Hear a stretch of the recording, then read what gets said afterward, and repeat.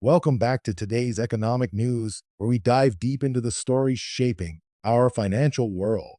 I'm your host, John, and today we're unraveling a tangled web of controversy and unrest stemming from the recent visit of President Donald Trump to the World Economic Forum in Davos, Switzerland. You may be wondering why this visit, a seemingly routine engagement for world leaders, has sparked such turmoil. Well, stay with me because by the end of our segment, you might just find yourself shaking your head in disbelief at the massive ripple effects of these high-level political maneuvers. Now, let's frame this scenario to understand why this should matter to you.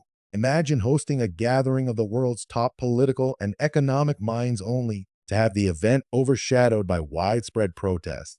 It's not just about the headlines of unrest, it's about the underlying issues fueling them. At the core, these protests are not merely about one man's actions, but are emblematic of growing discontent with a leadership style that many see as divisive and authoritarian. These gatherings, meant to champion democratic engagement and cooperation, are now marred by inequality and division, catalyzed by controversy after controversy. Before we delve deeper into today's disaster, let's take a walk down memory lane. Recall the year 2020, when discussions of international relations became increasingly contentious, largely due to Trump's unconventional approach to global diplomacy.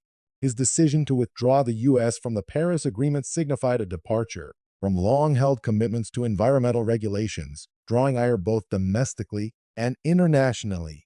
And let's not forget his America First doctrine, an approach that some see as prioritizing narrow national interests over global cooperation. This context, rich with historical distrust and perceived authoritarian overtones, has laid the groundwork for the unrest we are witnessing. Now, fast forwarding to present-day Davos, Switzerland, and here we are amidst protests that number in the hundreds, with 300 protesters clashing with riot police and thousands more marching in solidarity.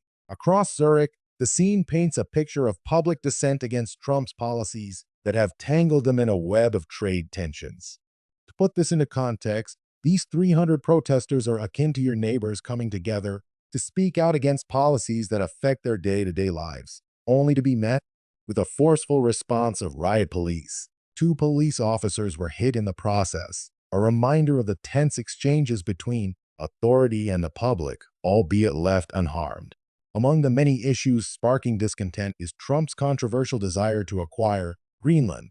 As I expressed to everyone very plainly, Greenland is imperative for national and world security, Trump insisted, drawing scrutiny and criticism alike. The transaction was seen by many as an imperialistic whim, echoing colonial ambitions of a bygone era.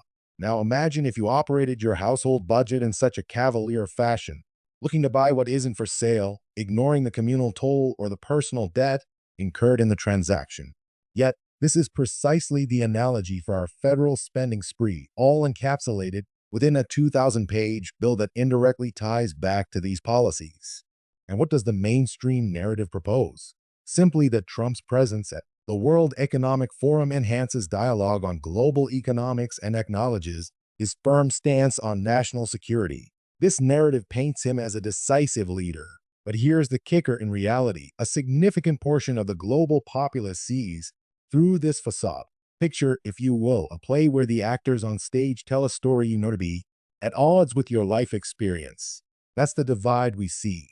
It's not just one of political opinion, but of lived reality versus perceived narratives. Let's talk about the evidence, number after number, facts that when translated boil down to taxpayer dollars spent with questionable returns. The libertarian in me sees a different narrative altogether, an economic one where aggressive foreign policy stances, like the attempts to court Greenland, do more harm than good. This isn't merely about status on the global stage, but about the rising costs of goods, fueling inflation with every tariff and trade stir. For the average citizen, it's money taken out of their pockets, not directly, but surely, through the insidious nature of inflated prices on everyday essentials. It's theft, plain and simple. And where is this government incompetence heading? Look no further than the property damage left over from the protests, collateral damage in a larger battle for public opinion. This indicates a stark failure to engage constructively with the very people the government is supposed to serve. If you ran your household like this, you'd be out on the street, imploding under your own financial mismanagement. Instead, it's the public trust that suffers while democratic discourse gets sidelined at forums meant to elevate it. Finally, let's address the loss of liberty. When did voicing one's opposition become a fight for fundamental rights? The clampdown on protests here paints a dark picture of governmental overreach. Citizens' rights to dissent are foundational to democracy, yet they hang precariously in the balance as governments around the world watch each other's moves. Recap: Trump's visit has laid bare global divides previously masked by diplomatic niceties.